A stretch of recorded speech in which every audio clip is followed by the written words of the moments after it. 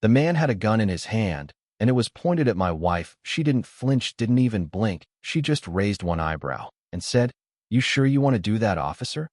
He didn't know it yet, but that wasn't just my wife standing in the doorway. That was Sheriff Rebecca Monroe, and this clown had just made the worst mistake of his miserable little HOA life. It started with the mailbox, a petty little note, bright orange, and taped sloppily to the front like it wanted to be seen from space. Notice of non-compliance, mailbox, paint out of regulation, hue correct, within 72 hours to avoid citation. There wasn't even a phone number, just a stamped logo that read East Summit Neighborhood Safety Board, which sounded like something out of a Hallmark movie about HOA nightmares. We'd only been living here 5 days, still had unopened boxes in the garage. The only thing I'd managed to do was mow the lawn and figure out how to program the smart thermostat. I stared at that notice for a long time, trying to figure out whether this was some kind of dumb welcome prank or a real attempted intimidation. My wife Rebecca found me standing there with my coffee getting cold in my hand. "They don't like our mailbox," I muttered. She raised an eyebrow, skimmed the paper, and then tilted her head just enough to make me laugh. "What's the regulation, Hugh, for we just moved in?"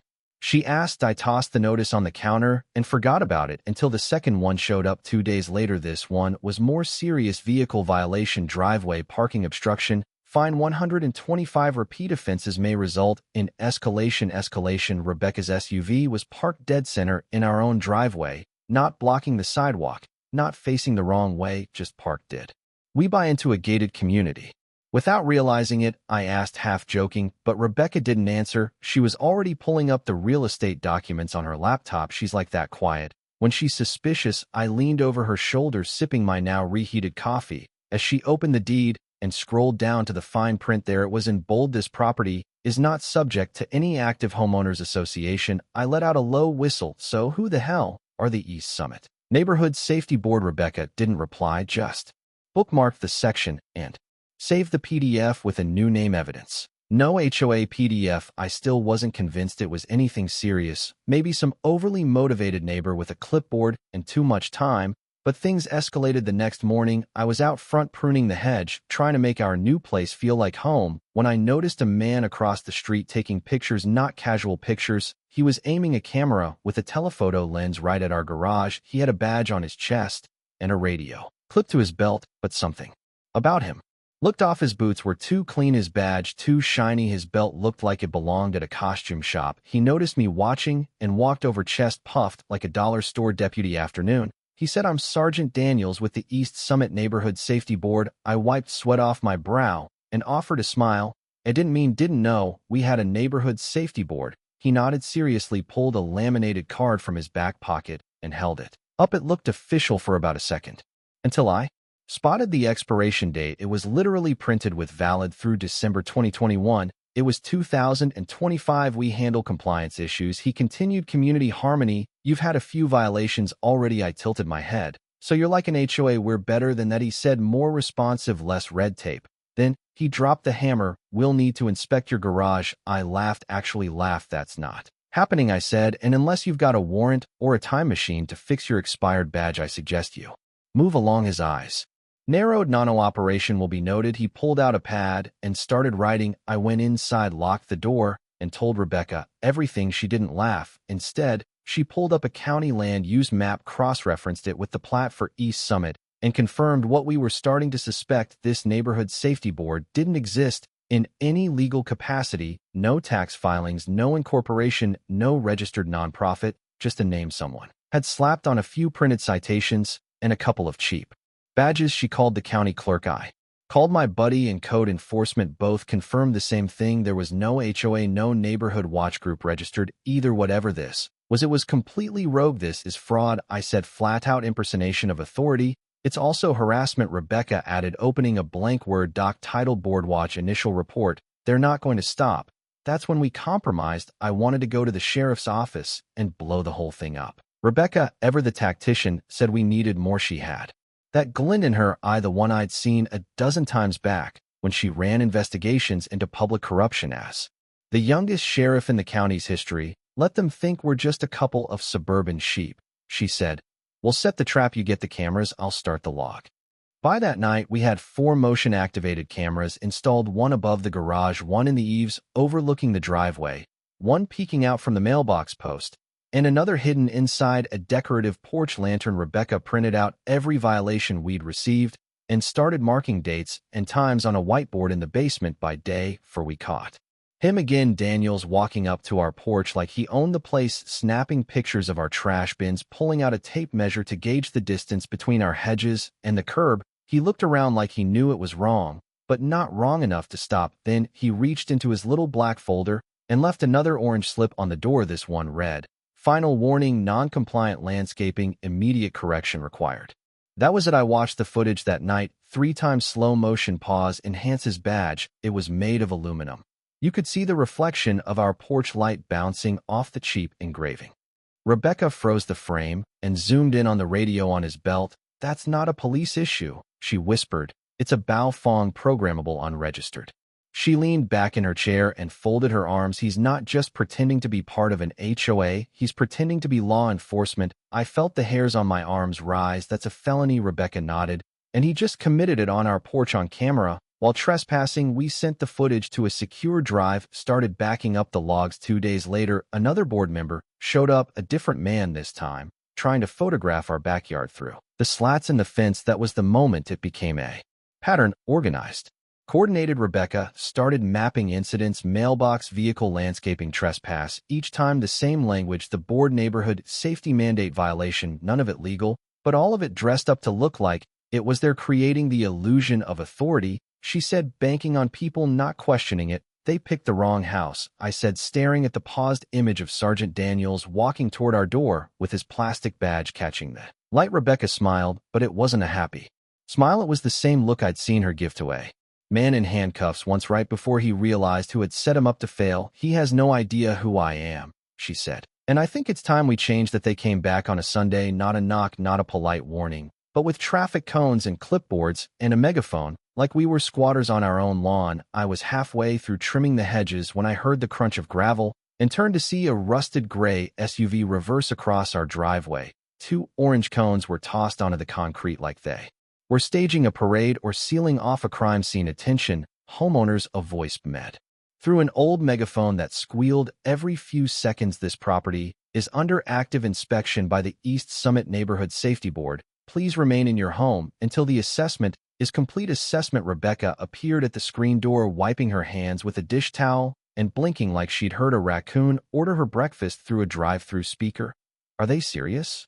she asked, but her tone was already sharpening. The SUV's doors opened in unison, and out stepped 3 men in faded tactical pants and polos that looked like they'd been bought in bulk from a militia-themed Etsy shop. And right in the center again was our old pal Sergeant Daniels, holding a clipboard and flanked by 2 equally ridiculous deputies who looked like they'd failed out of mall security school. They wore earpieces not plugged into anything and utility belts stocked with what I later identified as a laser pointer, a walkie-talkie, and one had a multi-tool clipped like it was a badge of honor. I walked toward them calmly, phone in hand. "Already recording? You're blocking my driveway," I said, voice SD.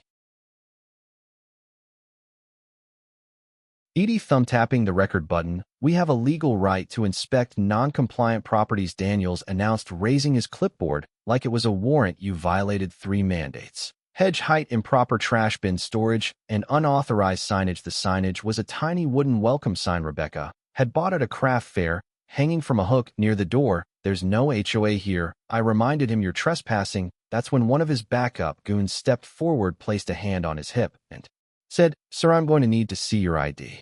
I blinked for what failure to comply with community enforcement. The second man, a round-faced guy with a chest rig full of pins and a suspiciously unlabeled pepper spray canister, started filming us with his phone. "Subject appears agitated." He muttered into the mic that wasn't plugged in. "Mono-operative male, possibly armed." I looked down at my pruning shears, then back at the camera. "Really?"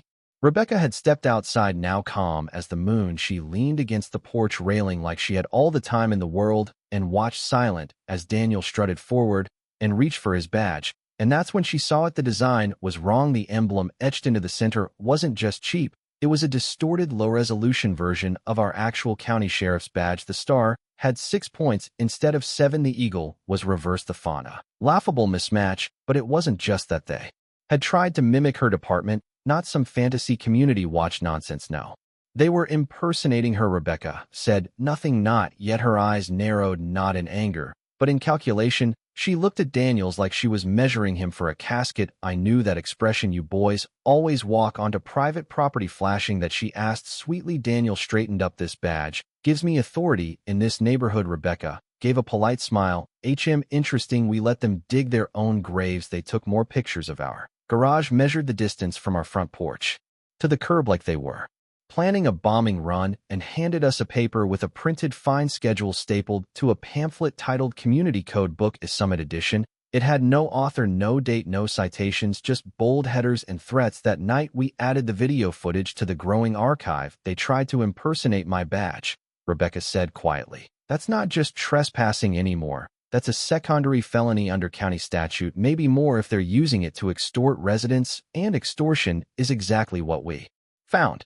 Over the next week, neighbors started coming to us in private. A woman named Ellen 2 doors down whispered to us at the grocery store that she'd paid $150 for excessive decorative lighting around her porch. Jim from the cul-de-sac showed us a slip he'd received for prohibited yard flags after he hung up a football team banner. A family at the corner had their kids' trampoline tagged with a bright pink violation notice for non-approved recreational structures. These weren't just fake rules, they were turning the whole neighborhood into a grift, and most of the folks around here older, retired, polite to a fault. They were afraid. Rebecca set up an encrypted Google Drive and started archiving every document, every photo, every interview. We blurred faces, kept it clean, but the names of the enforcers we left those unredacted. Daniels, McCrae, Hollowell, every one of them wore a badge that mirrored the sheriff's office down to the stitching on their patches. Meanwhile, fake violation letters kept arriving. They mailed them now, probably worried about getting caught on our cameras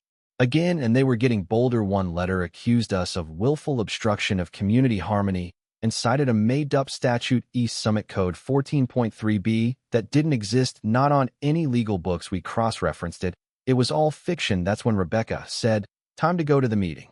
Every month, the self-appointed board held a public engagement session at the clubhouse down the hill, an old rec center left over from the days when this area actually had an HOA in the early 2000s. It had been dissolved. We verified that, but they'd commandeered the space anyway.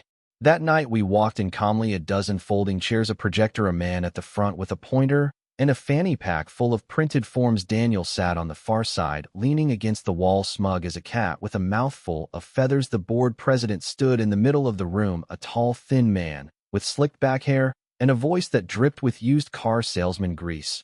Thank you all for coming, he announced. Tonight we will be voting on new vehicle restrictions, fence height adjustments, and monthly compliance evaluations. Hold up, I said, raising a hand. Who exactly gave you the authority to propose these? The man blinked. We're the neighborhood safety board, sir. Elected by whom? Rebecca asked. The man bristled. We don't need elections. We're volunteers maintaining the order of this community. Order, Rebecca echoed, pulling a paper from her folder. Then maybe you'd like to explain this. She held up a photo of the fake badge. Daniels' badge. The room shifted. The projector hummed. Silence. Daniels stood up. We don't answer to civilians, he snapped. We enforce the rules. If you've got a problem with that, I do, Rebecca said. A big one. Daniel stepped forward. The room was tense. People were leaning in, sensing something was about to snap. That's when he reached into his belt, pulled out what looked like a firearm. Later we found out it was a pellet gun, but it didn't look fake in that moment, and pointed it at my wife. Back up, he said. All of you, meeting's over. Chairs scraped back. People gasped. Someone screamed. I froze. But Rebecca didn't. She took one slow step forward and said calmly, I'm Sheriff Rebecca Monroe. Put down the weapon. Daniel's mouth fell open. The badge in his hand suddenly looked like a child's toy. You're lying. Want to test that theory? She asked. My dispatch is on speed dial, and they're waiting for my check-in right now. That gun in your hand just went from trespassing to armed criminal impersonation.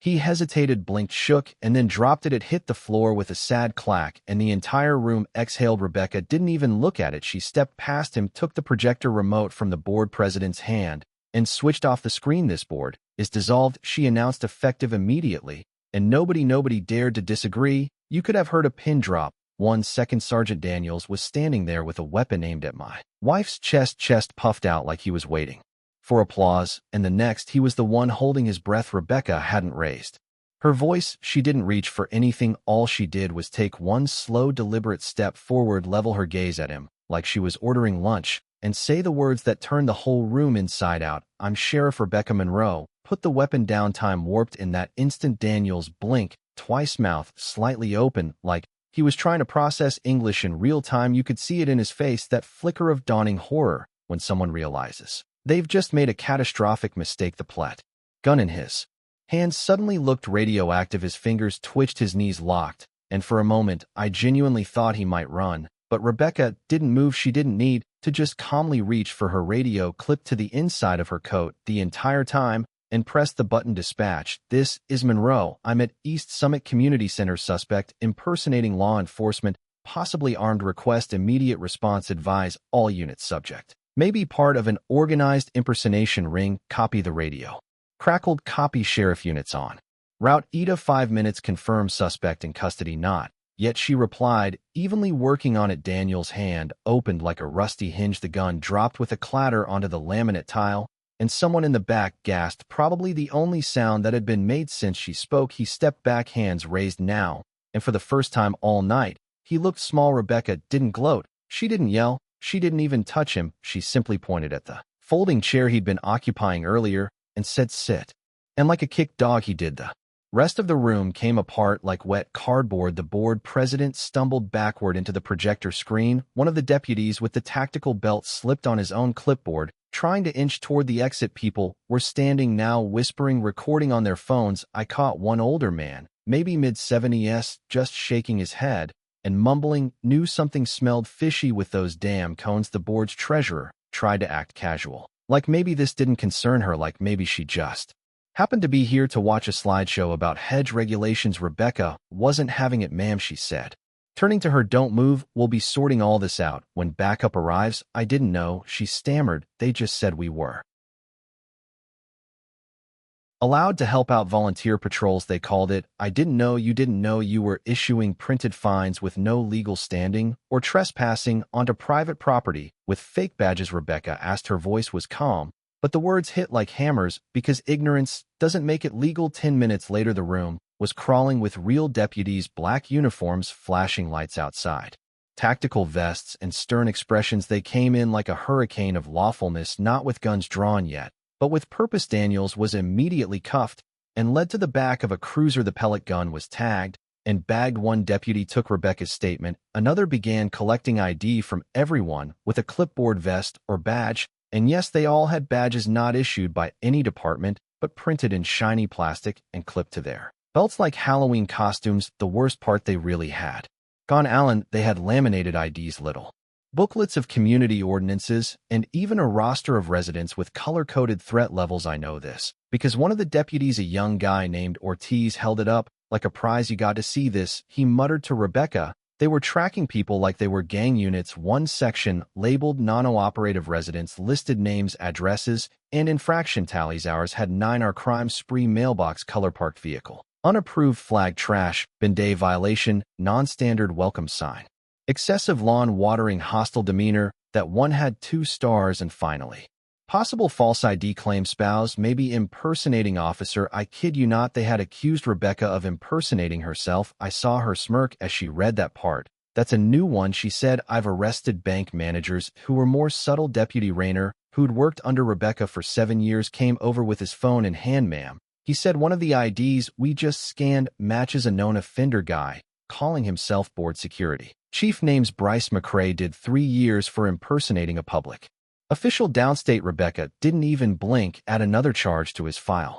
Already did. They'd barely scratched the surface. As more statements rolled in, it became clear this wasn't just a few cranky neighbors playing dress-up. This was an organized racket. Fake citations were being mailed weekly. Residents were paying fines through a digital portal that traced back to a PayPal account registered under ESNSB, East Summit Neighborhood Safety Board. Guess whose name was on the account? The board president's nephew, a 25-year-old who lived in a nearby town and worked as a freelance graphic designer. And that wasn't all. One of the deputies flagged a van parked behind the community center. Inside, boxes of printed warning slips, traffic cones, violation packets, and a literal binder labeled escalation protocols. The instructions inside were so detailed it made my skin crawl. Stage 1 verbal notices, Stage 2 written citation, Stage 3 confrontation, Stage 4 tactical deterrent. They had instructions for calmly but assertively displaying weaponry to encourage compliance. I nearly threw up. All this in a suburban neighborhood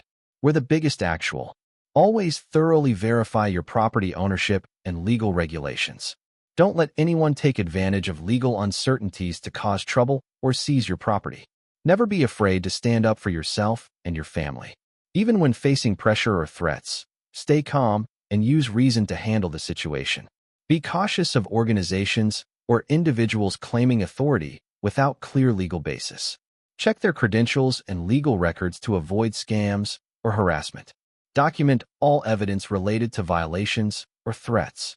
Photos, videos, documents, and logs are powerful tools to protect your rights when needed. Use legitimate authority and seek support from law enforcement when necessary. Report impersonation, harassment, or unlawful actions to the police or proper authorities. Don't let fear silence you or cause you to ignore violations. Join forces with your community and share information to stop harmful organizations or individuals.